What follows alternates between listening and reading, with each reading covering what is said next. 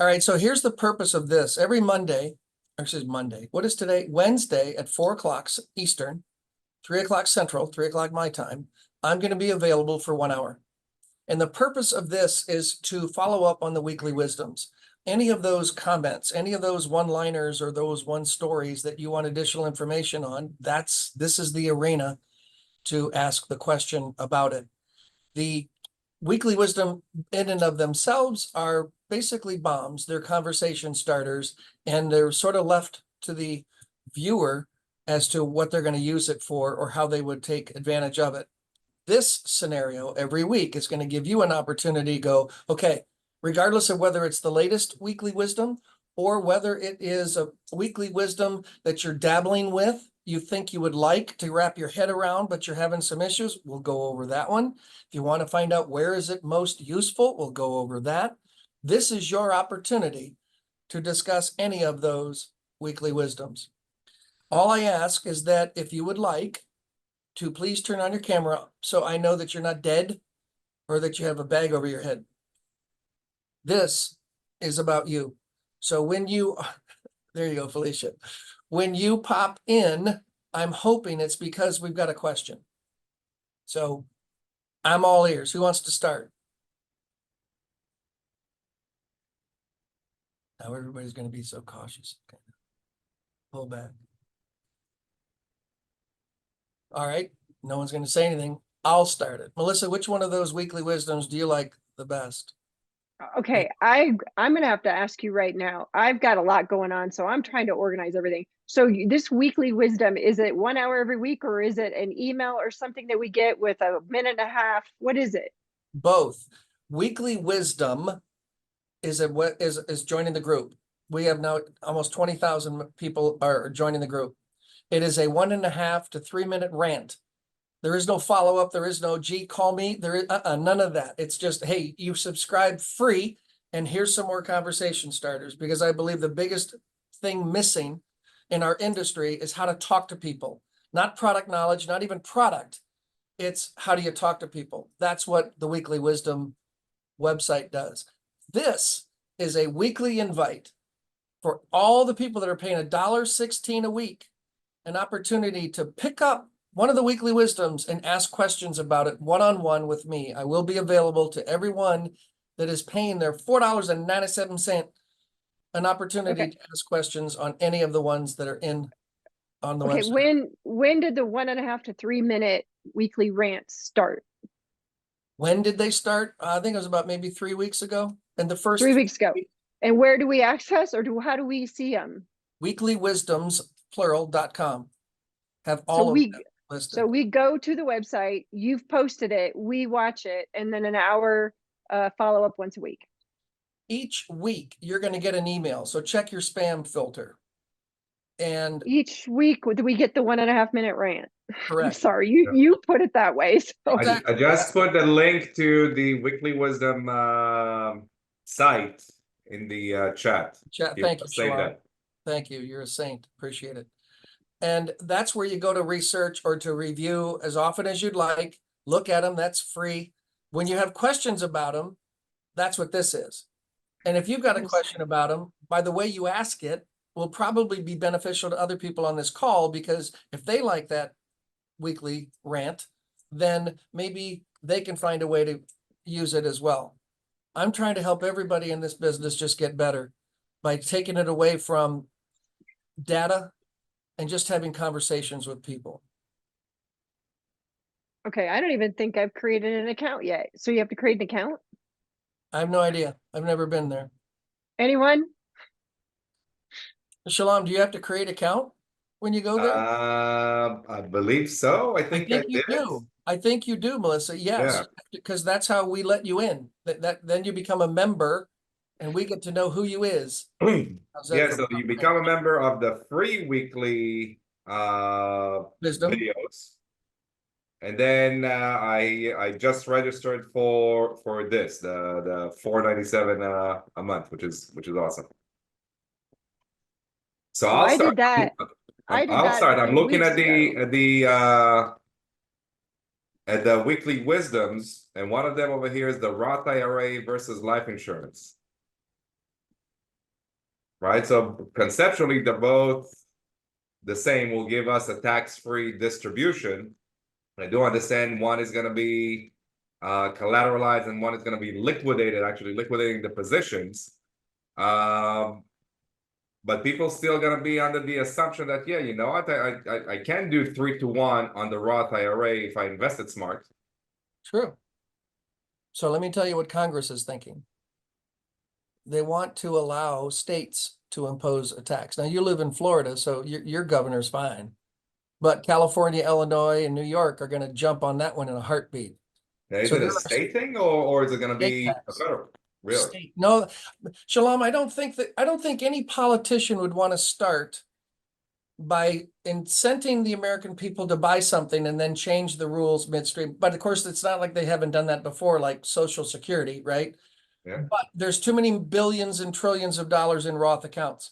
That would create a problem. And I don't think any politician that put that on their platform would ever be elected. So they're going to give it to the states, just sort of like, abortion. Let's pass it on to the state and let the state figure it out.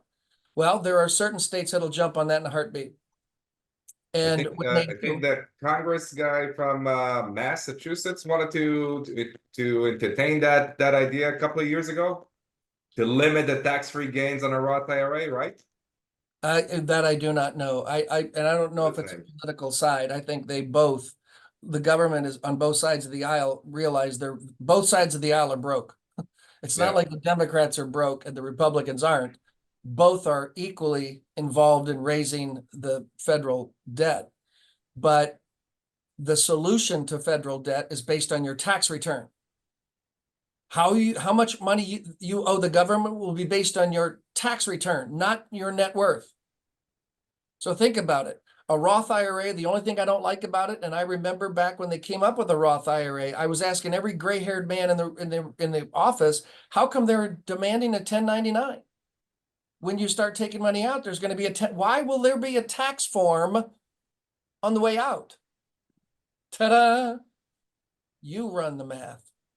They know exactly where all the money is, and it's real easy for them to change the rules midstream. Life insurance is a legal contract. A retirement plan is a unilateral, one-way agreement that they can enforce and change as they see fit, not a life insurance contract. It takes 61, 62 votes in the Senate to change that. So I feel much better with a contract than I do a handshake with the government. Boy, that scares the crap out of me. Hi, we're from the IRS. We're here to help you. It's like every time I've been audited, Mr. Love, we hope you win. Uh-huh. Then why audit me? Yeah, right. So I'm just playing by the rules. Senator Roth copied section 101A almost verbatim, put income restrictions, contribution limits, spousal disqualifications, and called it a Roth IRA. The people who have 22% of the cash value in all the life insurance contracts in this country are the wealthiest 1%. 1%. They own almost a quarter of all the cash value. Why? Because the government doesn't get any of it for the rest of their lives. So there is no 1099 on our strategy. Loans used by collateral do not produce 1099s. Cash flow, I doubt, will ever be taxed, because then you'd have to tax mortgages, car loans, credit card advances. And I don't see 80% of the people who own a mortgage liking the idea that I'm going to have to pay an income tax on my mortgage. Remember what the definition of a loan is on a life insurance contract. Congress ruled it a transfer of capital, not a realization of income. Therefore, is not subject to tax, regardless of whether you have transferred cost basis or cost basis plus. It's like taking a home equity loan, Shalom. I buy a piece of property in your neighborhood for $100,000 in 1968. I remember living in Tampa when my dad was going to Vietnam. My mom bought a house for $18,900. And it was a $90 a month house payment. She was just scared to death. That house is worth a crap load. So if I paid $18,900 for it and it's worth $318,900, I could go get a HELOC for $200,000 and owe nothing on that loan. Life insurance is taxed exactly the same way as it regards to loan, except A bank loan is a recourse loan. A life insurance is a non-recourse loan. And what that means is that a recourse loan, the lender can recall, capture, foreclose on the asset they've loaned against. A non-recourse loan has no credit reporting, no late fees, no penalties. If you don't pay the interest, it's merely added on to the balance of your loan. And by the way, they get paid back on the day you die. They don't have to fight you. They already have your money. Hey, So Tom, when you understand debt and how debt works, I'd rather have $1 million in equity in my life insurance than $1 million of equity in my house. Yes, Mr. Cummings. couple of just quick points. Is that on a non-recourse loan, another beautiful aspect about it is that in the event the collateral was not enough to satisfy the loan on a non-recourse line, they cannot sue you and attach your assets either. Now, and the other point I wanted to ask you was this, kind of a more of a general philosophy point. But when we look at cash value life insurance, is there a point where it would not make sense for this whole philosophy that we have here to use cash value life insurance if the yield on it reached a lower point? Is there a low point of the yield on the cash value life insurance where it would not make any difference? Or if, let's say, it had a 0% yield, would it still make sense? So you're talking IUL? No, I'm talking about whole life. Let's say the yield on a whole life policy and the spread on the loan on a whole life policy was 0. Would that take away the overall benefit of using cash value life insurance, or do we have to have a certain spread or at least a minimum yield on it to really make it feasible? Now you're asking my opinion, so I'll give it to you, but it doesn't necessarily mean anything. I think the question though is coming from a standpoint of arbitrage. And I want you to get arbitrage out of your vocabulary. Life insurance is a liquidity issue, and I'll give you an example. When I first heard the strategy that we employ in the Breakaway League, I was listening to the gentleman who's teaching me, telling me of a story of a physical therapist in the city of New Orleans. Now, this is Katrina, so this is how old this story is. He had just built his building, just completed the driveway. The tar had not cured yet, and Katrina came. He was 22 feet underwater, and he did not want to flee the city. He wanted to stay and help his brethren and buy a stump grinder. Now, the stump grinder he was buying, boy, this does date myself, back of a 250, F Ford 250. And it was a $67,000 truck. So he goes to the bank, you know, the low interest rate bank. And the banker says, "Oh, hi, John, here is a credit app." And he goes, "What are you credit app?" You have every loan I have. You know who I am. I know, but you know regulations. You got to fill out the loan form. So he fills out the loan form and it said income. First question, income. He says, "I don't have any, you moron. I'm trying to buy stump grinder so I can make some." "Not good," said the 28-year-old thin tie executive sitting in the corner office of Chase Bank. The next question on the application was assets, and he literally wrote on the application, underwater. "You want to go see the front door? It's right there." The loan was denied. Now, he pulled $67,000 from cash value against his cash from his life insurance contract, paid cash for the stump grinder, and made $387,000 his first year grinding stumps. 2 questions for you. What was the rate of return? And what was the best place to borrow money from? It's going to change every year. And that's all cash value life insurance does, is give you one more option to take advantage of an opportunity. You may want to go to the bank who will lend you money at 2%, because insurance companies are lending money at 4 and 5 or 7. It makes sense, but here you get to choose. You get to choose. I would argue in 2008, when banks weren't lending to 800 credit scores, that the fact that the loan interest rate on your life insurance was 200 basis points more than what the bank would have charged you if they'd have given you the loan, you would have bent over backwards paying 200 basis points more to have the liquidity. And I remember Don Blanton, one of his favorite questions that I ask even today. What is your collateral capacity? And there's nothing more frustrating than talking to someone that has 27 pieces of property around the United States, calls himself a real estate mogul, and I ask him, what is your collateral capacity? And it's deer in the headlights. Glazed over, what are you talking about? How much money can you put your hands on today without a loan application, waiting for underwriting approval and a credit score? Well, I have $22,000 in cash. And you think that's successful? You have one tenant missing 2 months of rent, or having a piece of property that's vacant for 2 months. That ruins your whole rate of return on the portfolio. So where we get our money from, and to your point, I would rather borrow from or against my life insurance than a bank, because the bank every 30 days wants to see me with money in my hands. Imagine what real estate developers could do if the monthly debt service required to take the loan could instead be used to rehab the property they're trying to flip. And then once a year, just pay the bank back or pay the insurance company back. Real estate people love and hate their banks. Love the fact they'll lend, hate the fact every 30 days they got to get something back. I just want to talk to you about how I can be your source of collateral and make what your bank does look pathetic. Great question, though. Anybody else?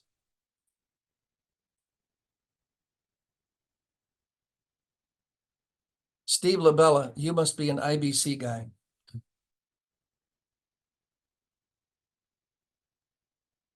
I'm on my phone, so it's a little difficult to talk to you, but yes. Okay. Any questions? What's your favorite weekly wisdom?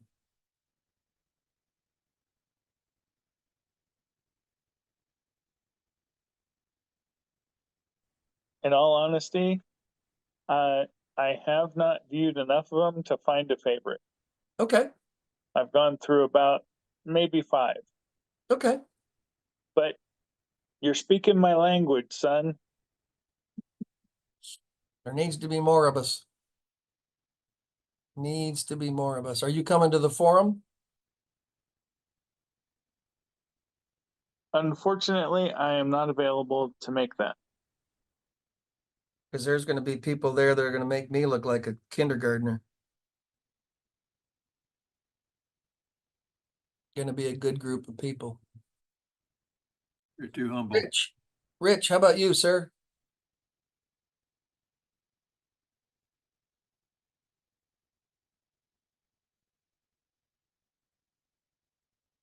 So here's the assignment for next week. Same bat channel, same bat time. Pick a weekly wisdom that you are struggling with. Not one that you like, one that you're struggling with. And let's see if we can't turn it into your favorite. Because in a minute and a half, 3 minutes at the most, it's impossible for me to give you the dialogue that it's worthy of. But here, the whole purpose of here is the ability to dig deep. Dive deep into why, how, what. How did you come up with that? What does that mean? What's the long-term effect of all of that?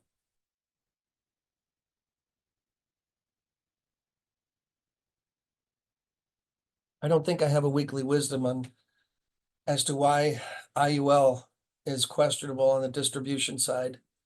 What I might do, depending upon, the wishes here of this group, because the only reason I'm here for this hour is because of you, not because of me. So feel free to take advantage of that. But I do have a presentation that, gosh, back in the 70s when I got my degree in college, yes, I have a degree in life insurance. They don't even offer that anymore. But one of the test questions we had was this brand new idea, something called universal life. And we had to draw a diagram explaining how it worked. That was actually a test. And I use it today. And when people understand how products work long-term, my job is to educate. My job isn't to help you make a decision. Whatever you decide to do based on the facts as you see them, if they go along with what I believe, then we could really have a good relationship. If it goes against what I believe, I don't want the business.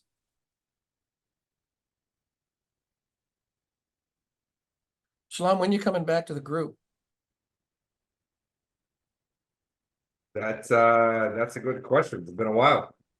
Jeez, oh Pete's. You should see the training program we came up with about a year and a half ago. Yeah. In 50 years, I am so damned excited. I can tell you why every agent failed in the Breakaway League and why some of the agents that killed it, and I can tell you why. It had nothing to do with sales pitches. It had nothing to do with concept strategies or stories. I think I have found the secret to succeeding in the insurance business. So why? It goes back to, what do you believe? Why do you believe it? And can you articulate it well enough that you can develop your own passion and drive? And Shalom, I'm going to give you one quick example. One of the guys in our group, and you would know him, but in purposes of confidentiality, I'm going to leave his name out, but he was getting ready to retire. And he's almost 50 years in the business, 7 figures income, doesn't need to stay in this group.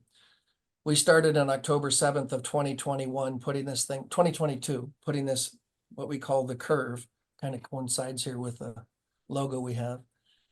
And we built this training program. I was speaking in Canada and I was listening to wonderful presenters, everyone top of the table. Some didn't know how to speak, so it was kind of boring.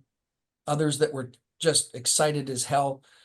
And the boring presenters, I lost interest. The exciting presenters, I thought that was great. And on my way home, I met with one of my business partners here and I said, you know, everyone was good at what they did, but it was really nothing more than an ornament on a Christmas tree. Nobody's talking about the tree. And if you want a sales idea, motivational presentation, those are good ideas. That's what MDRT unfortunately has turned into. Sales ideas like ornaments on a Christmas tree. Well, what we've done is we've kind of peeled back the layers of an onion, identified those successful traits of people. I sat down with this gentleman and I told him what I was doing. And he said, Tom, there's one thing I cannot question about who you are. Your level of conviction on a scale of 1 to 10 is 12. And I will do whatever it takes to become convicted or as convicted about this business as you are, because I don't have it. And I started to explain to him why he's not. And now he's looking at the curve as one big circle. He went right back down to level 1 to understand the power of what you believe, why you believe it, the passion that develops and the drive that comes from that. He's now writing $1 million of premium a month. It works. And I am so excited for him because again, I'm the rails of a bowling alley to keep you from throwing a financial gutter ball. That's what the Breakaway League is doing now. So I've said, I've never been more excited about this business. I've never seen it easier to sell huge amounts of life insurance. I submitted a $4 million premium myself. And it's just because of the stories we're telling and why I am able to create interest. That's what I'm trying to teach. And I'm not the sharpest tool in the shed. I am not. I don't want to tell you what my grade point average was in college. I did not graduate valedictorian. No, I did not. But I sure as heck, listen, I remember what my son wanted to call the group, Shalom, the infinite circle of leapstones. I mean, there's not an original thought, but it's the way we present the material. It's how we create the interest to put life insurance as the #1 source of where you want to park your money. Because really, that's all you're doing is parking your money. Where you put your money is so much more important than what it could earn. And when you get that point across, and by the way, the guy that's doing these $1 million premiums per app, this is how he's doing it. He gives the calculator to the client and says, this is how much money you'd have to have with Raymond James to do what I can do with 25% as much money. He had a guy that had 42 life insurance policies, 200 hotels. Oh. Steve gave him the calculator. He said, for your foundation, you need 42 million. I can do it on 17 million. He said, write the app. That was the sale. That's how long it took. The calculator, numbers, I'll do it. Go get the application. That's what we teach. That's what we try to do. Help people understand the implications of not only the choices they've already made, but help them understand the options that are available to every single United States taxpayer. And if people understood how wealth worked, they wouldn't be doing what they're doing. I've got to find a way to subtly show them that, because I sure as heck can't approach anybody and go, you're doing it wrong, you're doing it wrong, you're doing it wrong. And I know you know a guy in the group that used to do that. Yep, used to what, down in Key West, be at a bar, you're doing it wrong, you're doing it wrong. And then you realize I'm not making any sales. You don't make many sales when you insult somebody. So how much does it cost to get the secret calculation, verbiage, etc.? I think there might be, check this if you could for me. I think it's in the weekly wisdom. If it's not, it sure as heck can be one that I could do as a weekly wisdom. But if you would do me a favor, look at the ones we already have. And if there's anything like that, I could show you. There's only 2 calculations you need to do. And I don't do them. I let the client do it. I did it twice today. How much money do you need after expenses, after taxes? They give me, I'm looking at it right now. I can even share my screen. I don't think we have it over there. Maybe if you want to direct the team, everybody on the call to one of these. is it in there? There's this page, and there's this group. I think it might be under the second to the bottom far right. The difference between math and wealth.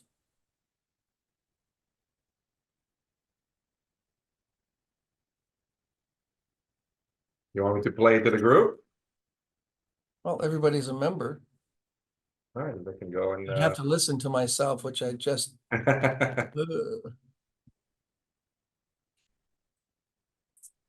I'm not going to. Okay.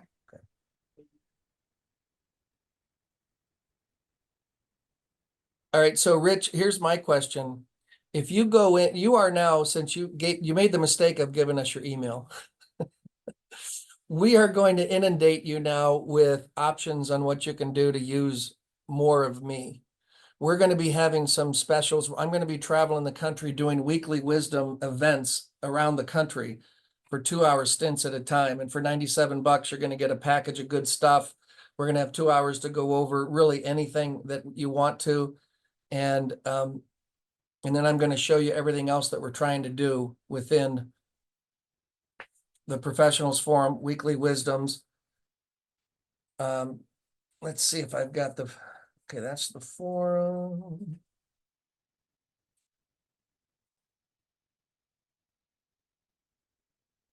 Weekly Wisdoms. Okay. If you subscribe to our brand new Facebook group, For the Love of Whole Life. Yes, pun intended. Yes, pun intended. For the Love of Whole Life. Also, How Wealth Really Works, a YouTube channel, Tom Love, How Wealth Really Works. And the newsletter, I produce a newsletter every month. And what I do is I take 3 to 5 current events. I tell you what you should know about them. I tell you what your prospects should know about them. I then go into a rant about the good and the bad and the ugly of that current event. And then I finish up with 3 to 5 conversation starters or questions to ask to turn that current event into a story that you could have so that you could become a person of interest. If you go to thebreakawayleague.com/newsletter, you can subscribe. It's a whopping $13 a month, $12.97 a month, I think. But every month you're going to get 3 to 5 current events and ways to turn those current events so that you could become a person of interest. What was your, I got to check the chat window. There's been a couple of chatties here. How much does it cost to get the secret verbiage? I'll check it out. Great. I signed up for the monthly. I'm interested in the betterment of the clients. Perfect. Perfect. Did you do it? Okay, Felicia, what was your question? Could you do that against whole life to see how explain it to clients? Help me understand what you mean by that. Does anybody in the group know how to interpret that? Can you hear me okay? I sure can. So it was the IUL you mentioned. You did the diagram against the whole life. I like to see that, how to explain them, because some clients talk about fees and all that. I like to know how to explain that to somebody so they make the decision what is the best thing for them. Okay. Raise your hand if you want to see that now. If you don't have your camera turned on, you want to raise your hand? Gosh, you guys are just like a bunch of women. Oh, I'm sorry. Did I offend somebody? I don't want to do that. All right, I'll draw the picture. Mind you, this was 1978. They had just invented sand.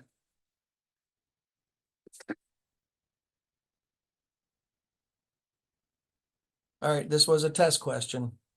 Here we go.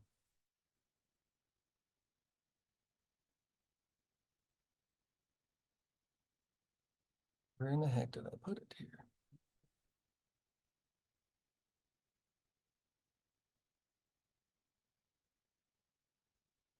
All right, so can everyone see this?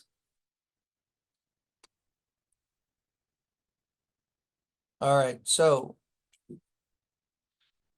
there are insurance policies, types of insurance products, and the reason why a single life insurance company will have multiple policies is because life insurance contracts are designed to do different things. When I started the Breakaway League back 15 years ago, my son had just entered the business.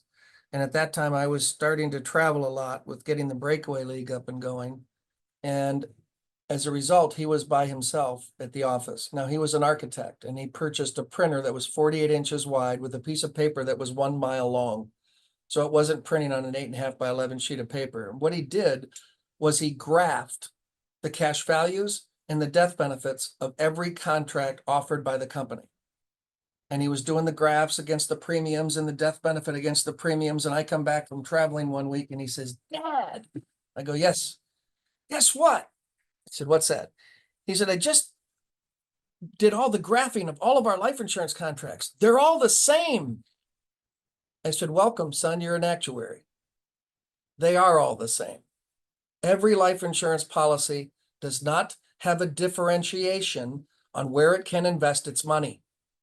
In other words, Mass Mutual doesn't get the good bonds and every other company get the crap bonds. It's not like Allianz goes out and gets the best government bond and everybody else gets the crap. They're all buying the same thing. There's only 100 pennies in a dollar. This is life insurance. This is a bucket. So labeling the parts of the bucket, the top of the bucket is the face amount.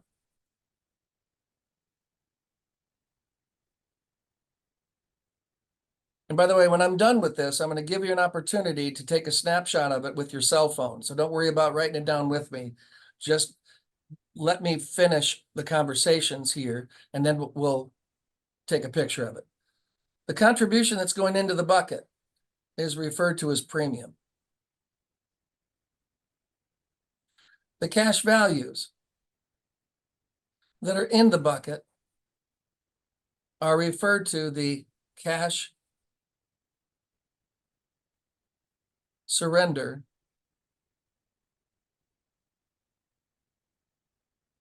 value.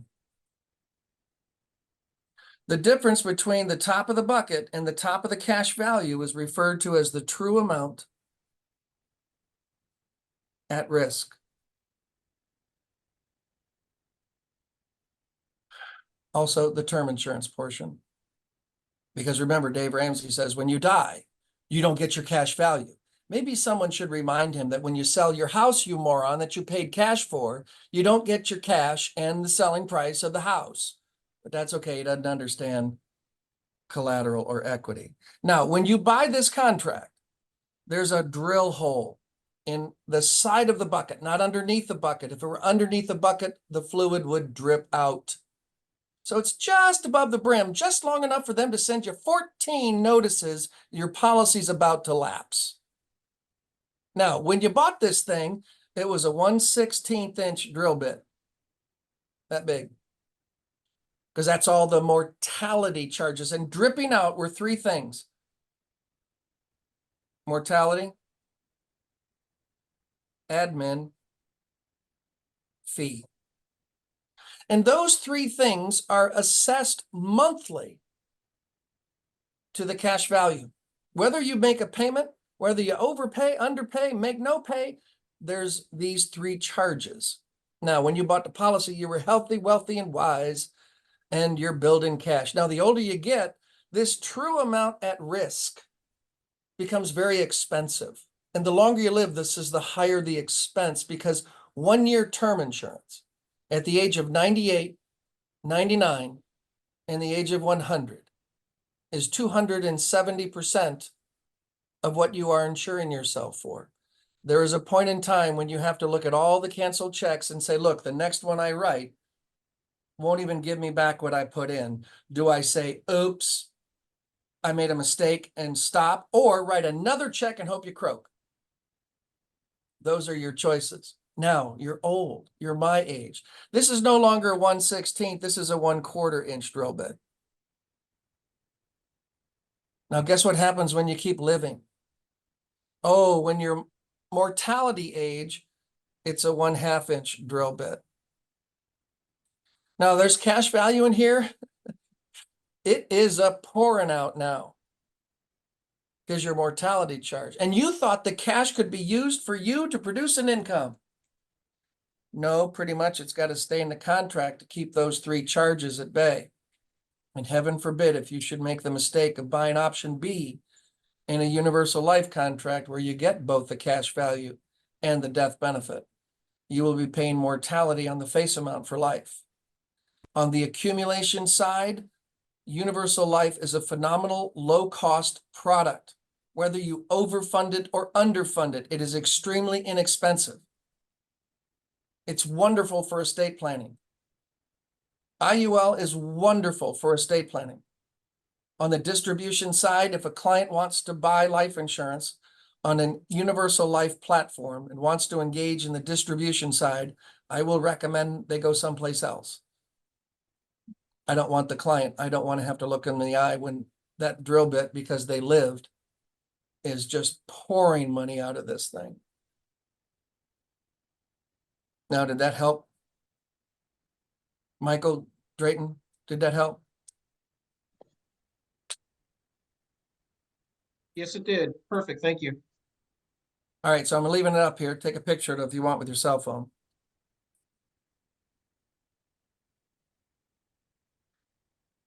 Now, again, I'm one voice.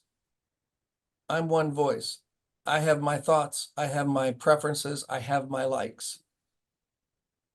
I am not the only person in the world. I learned that early in my career when there were 7 people that were in my class that hired in on the same date.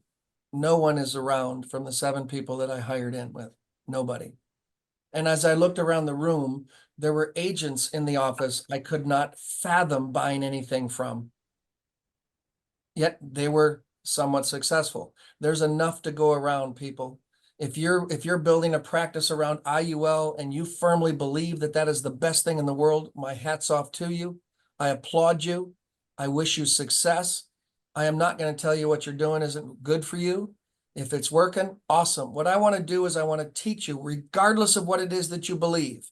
I want to teach you to better articulate it so that you can be so profound in your thought that your visceral, guttural response as to why you believe it is believable to many.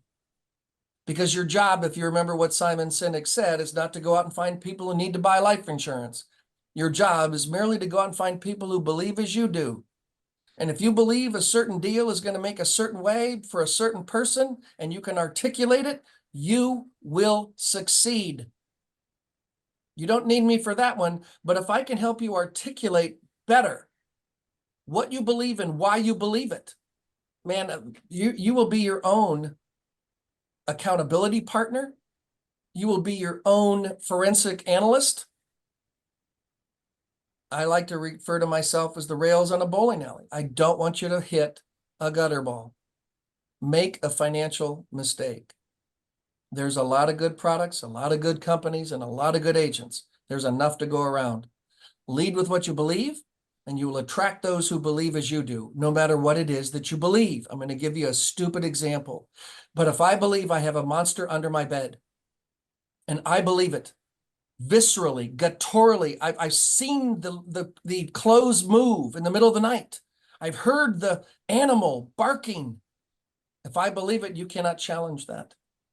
You can either walk away saying, boy, he's really misinformed. Or you too can join my movement for all of the 12-year-old boys and girls in the world that believe there's monsters under their bed. They will be attractive to one another because they all believe the same thing. We have a visceral belief in what we do. You will attract people who believe as you do.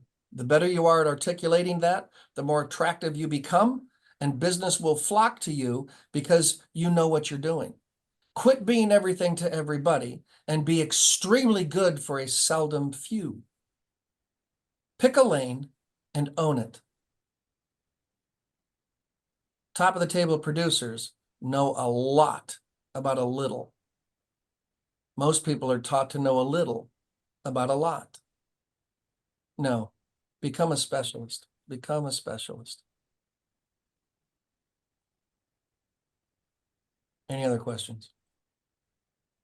How do you find our purpose? I will be putting together, I'm working on that right now. The Curve training program is normally like $7,000, $8,000, and it's going to be limited to about 10 to 15 people at a time because it's very time consuming for me. What I'm trying to do now is shoot video regarding each of these 7 levels, understanding these tipping points of realization of where we are on that scale, and shooting it video and a workbook that goes with the video. And we're going to market that. And since you were dumb enough to give us your email, you are now going to get hammered with an invite. But I'm going to offer that course for $9.97, and it's self-teaching. And also as a bonus for that, I'll give you a half an hour one-on-one time where several people can pop it at the same time and ask questions about the Curve. But I will tell you this, in 50 years of doing this business, I have finally found what is, I think, the keys to financial freedom for agents. Life insurance is a great financial freedom product for the client. I think with this Curve, I think I have found the secrets to our own individual financial freedom as an agent, because we spend a lot of time, Felicia, on purpose. What is our purpose?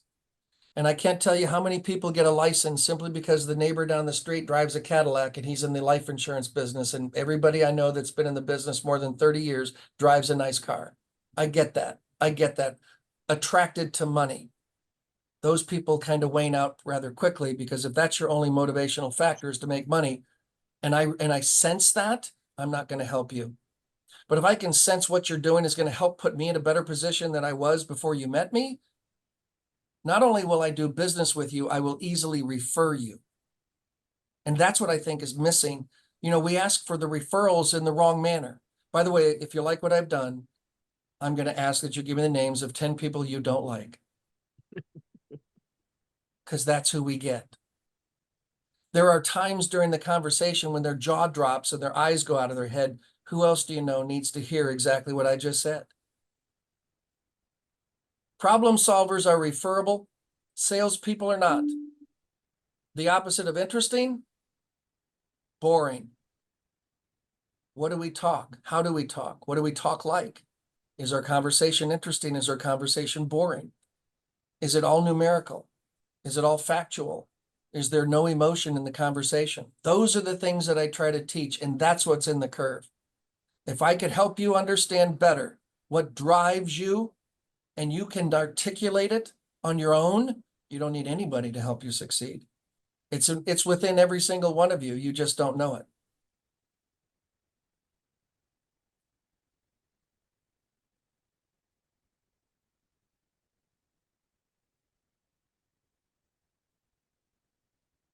I want to be one of the 11. All right, Dixon, here's what I want you to do. If you will contact me at info@the Breakaway League, our staff will get you on that list. We're still shooting the video. It's a little bit early, but we will, if you want to be one of those that are gonna prepay for it, when we get it done, we can ship the workbook to you. If I were really cheap, I would have you download the PDF of the workbook, but we spent a small fortune on doing the workbook. So you'll get the workbook and then the video course. But thank you. Anybody else interested in that?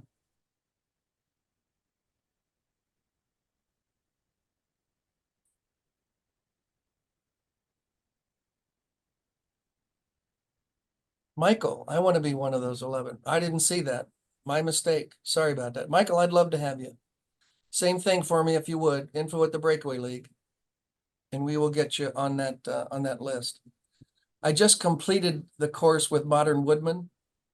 We had 8 agents and the average income of their agency is $200,000 a year. All 50 agents were averaging that. I was working with the cream of the cream. And we were talking $200,000, $300,000, $400,000 premiums by the time we were done with the course. And every one of them commented on the first 4 weeks about purpose, drive, passion, belief, and why. 5 weeks. That's where we started. It's not stories. It's not communication. It's not the way I tease. It's not the language I use. It's purpose, belief, why, passion, and drive. What do you mean our gift, Felicia?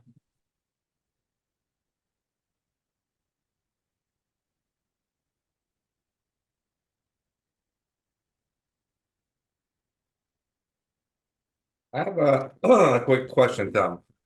On a rated policy, nothing crazy rated, let's say rated B, C, right? How big of an impact the distribution we'll see. We'll see on the distribution side.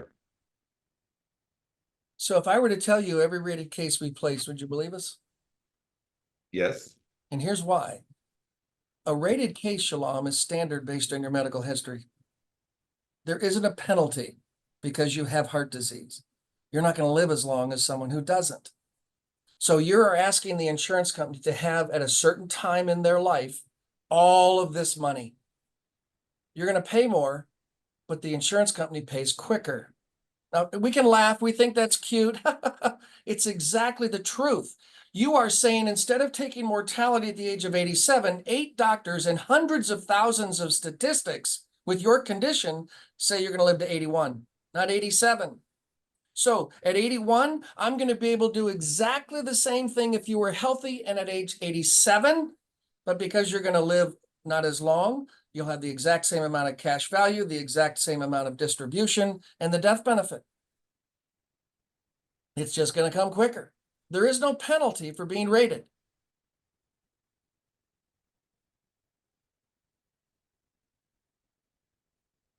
Okay. Thank you.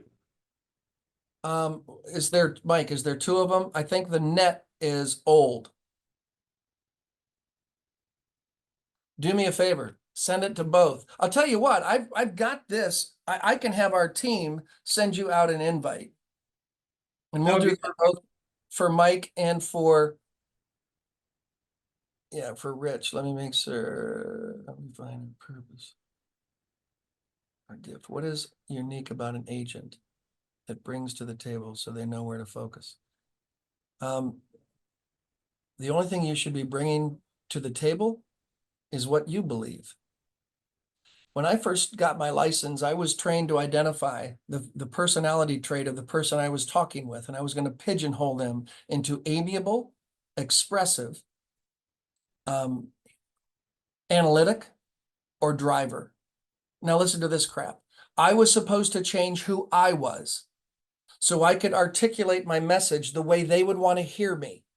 Oh my God. No, look, You get what you get. I'm not going to sugarcoat it, and I'm not going to talk in languages that only you understand. This is who I am. This is what I believe. This is why I believe what I believe. This is to whom I wish to share my belief. And this is the benefit every one of the people who work with me get.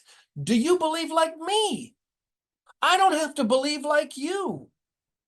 I'm the buyer here, people. I'm not selling crap. I don't even know if I like you. Why would I want to try to bring you in as a client? You are the potential 4 o'clock phone call on a Friday, looking at my cell phone, saying to myself, oh crap, it's you. Yeah, you took them. It's your fault. You shouldn't have done that. But you did. You were late on a mortgage payment. You were late on a car payment. You were in a sales contest. You wanted to make the deal. Good. You'll live with the consequence. This is why I have a set of beliefs that I share with people. And for people who don't believe as I do, I dismiss them. It's okay. Don't ask me how I bought my Bentley. You won't understand it. You won't get it. So let's just go play golf. But don't ask me anymore what I do or why I do it. You won't get it. My job isn't to convince you, chase you, or prove a damn thing to you. There's 13,000 books at Amazon written about what it is that I know. 13,000! Here you go. You read 462 of those books. You do a book report, and then you get back to me in 6 months. I'm not chasing you, people. There's 350 million people in this country. How many do you think want to learn how to not file a tax return in retirement? Those are the people I want to talk to. Not everybody believes it. I don't care. I do have neutral expectation. I don't know where the next sale is going to come from. Yes, I would like to make a sale every time I talk to somebody, but I don't know if that's going to happen. My job is to educate you on what you've done, help you understand the financial implications of what you have already entered into, and give you options that the IRS allows every United States taxpayer. And then you do the math and you figure out which one's better for you. I'm not in the equation here, people. You don't want to buy anything? Wonderful. Or listen carefully. If you do, and I think you're an idiot, I'm not taking you either. Just because you can write a check doesn't mean I want you to write a check. I want only people who believe as I do, period. Yet I was trained to sell anything to anyone, anytime, because I changed what I believed. That's really discounting me, really discounting what I believe, and made me a financial whore. Pardon my French. I don't want to do that anymore. I don't want to do that anymore. And I'm telling you what, the more excited you can be about what it is that you do, you will be attractive to those people who believe the same thing. And those that don't will think you're repulsive. Good. Go away. That's okay. Because I only want to surround myself with clients I can do this with. Put my arm around them and give them a big hug. Not go, oh my God, oh, really? Are you here? Oh, okay. Leave me alone. I can invite every client now to a cocktail party and we would all get along. Before that, I had to wear a red coat to talk to the amiables, a blue coat to talk to the analytics, a green coat to go talk to the drivers. I don't do that anymore, people. I'm not going to change who I am. The older I get, the more cantankerous I'm becoming, because my belief is what drives me. I believe the financial system is rigged for those who wish to succeed. I have a much better way, and I can prove it. That is my belief statement. I believe most people are going to fail financially. I know of a much better way, and I can prove it. Now, if you don't want to accept the challenge, okay. I don't need to prove anything to you. I don't. I don't. Thank you for the compliment, Michael. I appreciate it.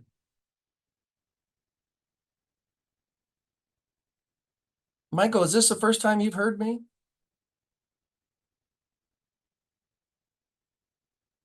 No, Tom, I was on one of the earlier, I think probably about 2 weeks ago.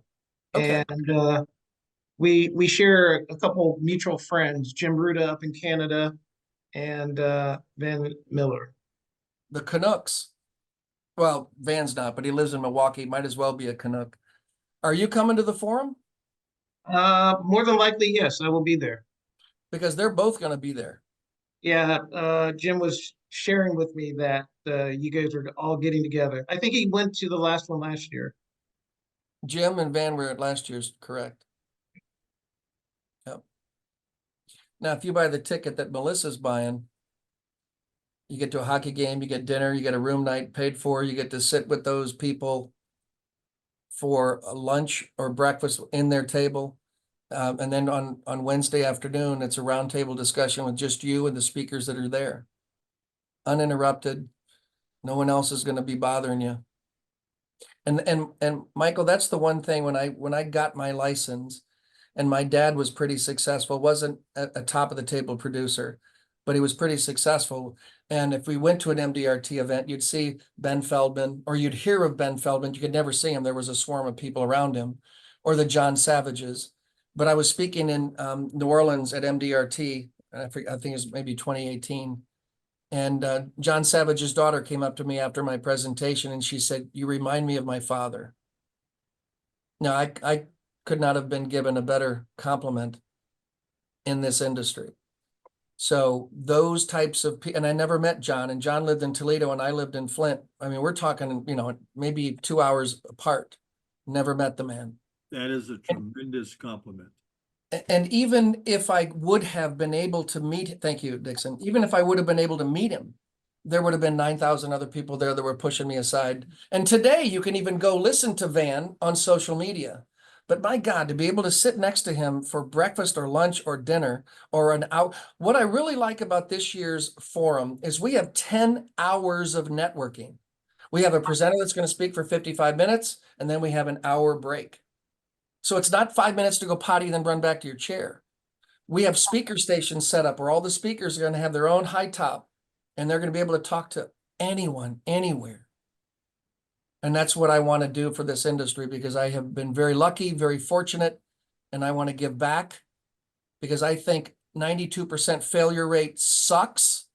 The industry is accepted, only 8% will succeed. I think that's a horrible statistic.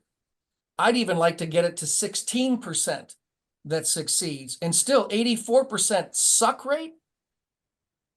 Well, now that I put this curve together, I was sharing the curve with one of the largest life insurance companies' trainer, their head trainer. And I was explaining why the curve makes so much sense to someone who has been selling at top of the table level for years. And I was telling her the importance of belief and why over product knowledge. And she said to me, and I'm quoting, "We're doing it wrong." And I said, "Yes, you are." And if I could get the industry to just 16% success rate, 100% improvement, what do you think that would mean to the bottom line of insurance companies? Billions of profit. And yet they accept that 92% of the people they invite to the home office within 10 years will not be in the business. I think that's horrible. And I think I have found a way to help people understand how to articulate why they're in this business, become attractive to others, and build their own career around what they believe. Not the product that the lawyer says I have to say, but what they believe.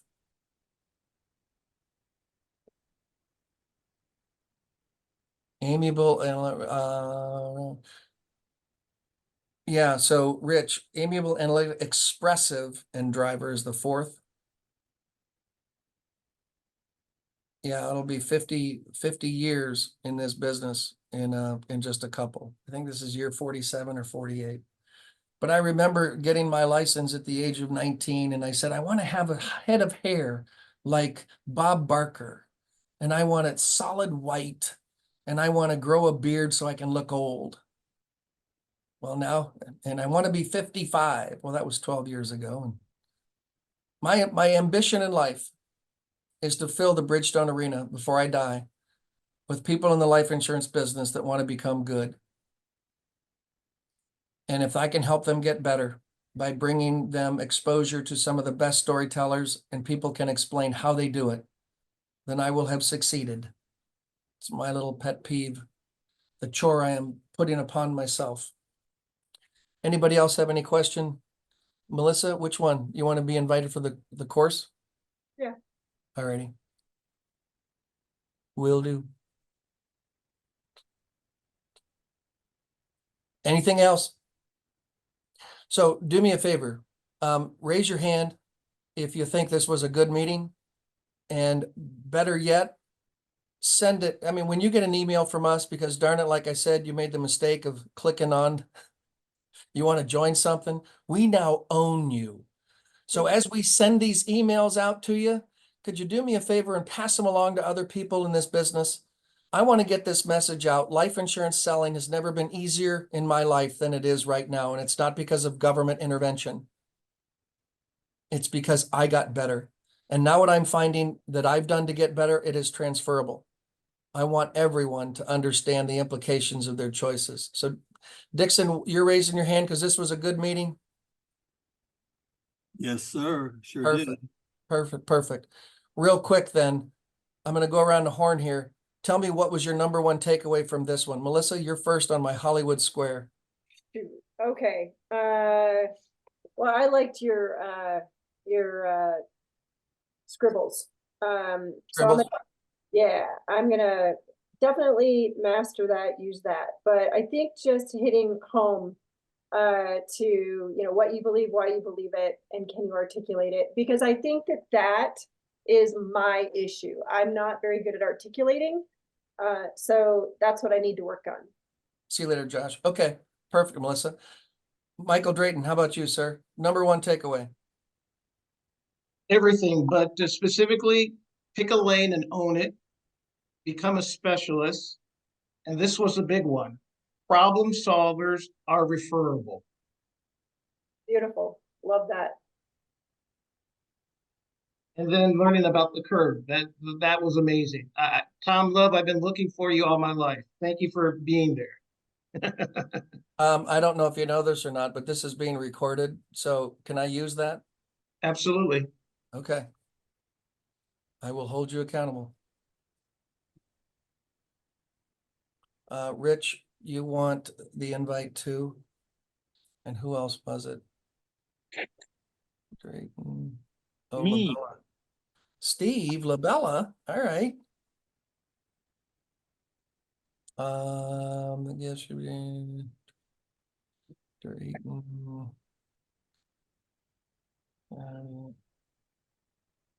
Okay. Shalom, what was yours? Since you've never heard me speak before, this is the first time you and I've ever met. Nice to meet you, sir. Nice to meet you as well, right? I always love, I'm the buyer in this relationship. Good for I need you. to find people that believe what I believe. Good for you. And don't settle for anything less. Yep. Perfect, perfect. Steve, how about you? Number one takeaway from today. Problem solvers are referable. And the fire that you lit under my hindquarters, to get off of it and to start Oh. doing something. Okay. Felicia, how about you?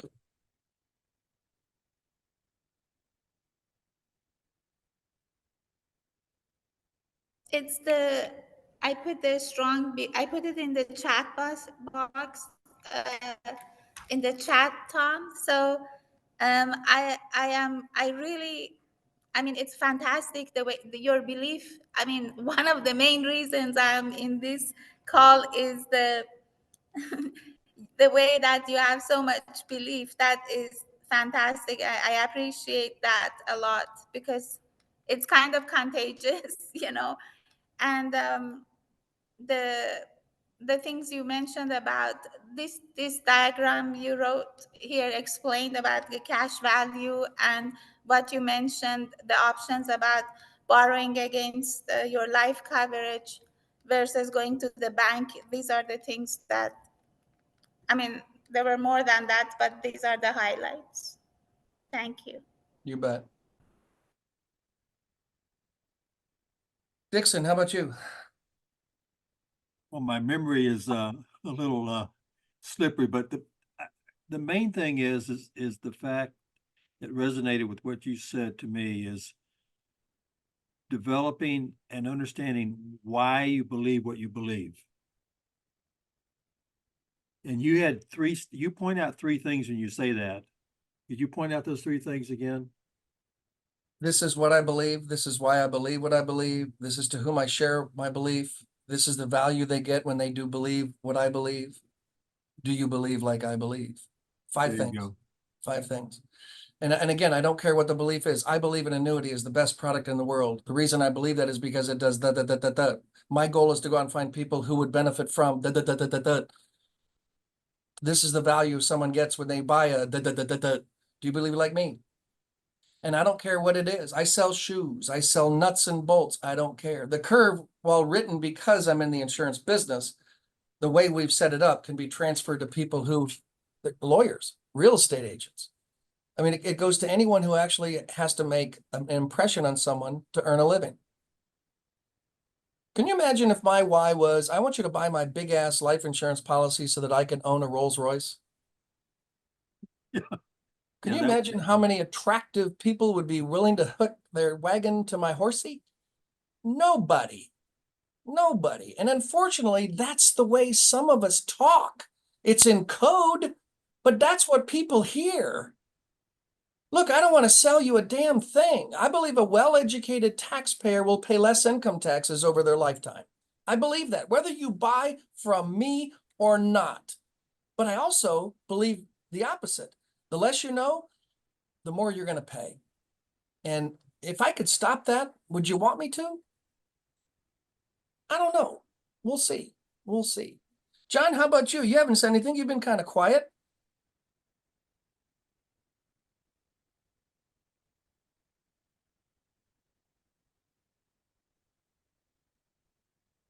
Can't hear you, John. Rich, did you want me to send you an invite for the curve?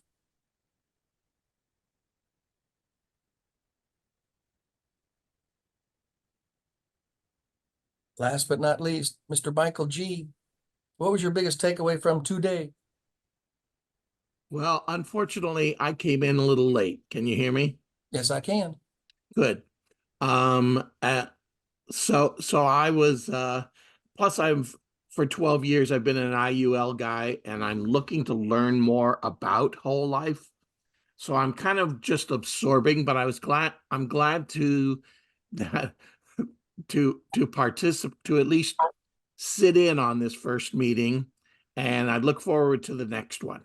Wow. Perfect. You are my ideal prospect. Wonderful. Wonderful. Rich or John, do you have a takeaway? If you're here, you might be just on hold.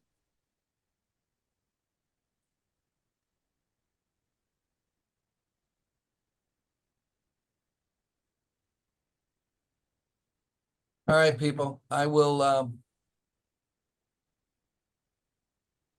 talk to you later. Remember, keep track of those weekly wisdoms you want to ask questions about. Let's talk about it. Let's have some fun. Same bat channel, same time next week. Be here or be square. All right, everybody. Thank you, Tom. Great We'll see you meeting. later. Thank you, Tom. Bye. Bye-bye. Hey, Tom, Yes. should I booked my flight, but I can change it. Should I fly back at 5:30 p.m. on Friday or later? 5:30 would be fine. Okay, it's Yep. done at 3 and I get a ride to the airport, right? Yep. Okay, thank you. You betcha. All done. I'm signed up. We'll see you. Okay, bye. Hey, Tom, where do you sign up for the conference? theprofessionalsforum.com. Theprofessionalsforum, plural.com. Okay, All right, everybody. Be good. thank you. We'll see you.